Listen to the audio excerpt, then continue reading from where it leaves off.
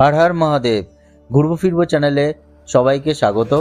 আমরা হরিদ্বার চলে এসেছি, হরিদ্বারে এখন রয়েছি এবং এরপরে যাব কেদারনাথ, তারপরে তুঙ্গনাথ, বদ্রীনাথ, দোধাম করব আমরা।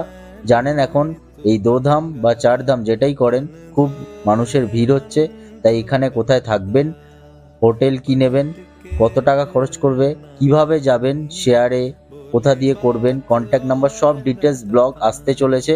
তাই আমার চ্যানেলটাকে অবশ্যই সাবস্ক্রাইব করে নিন।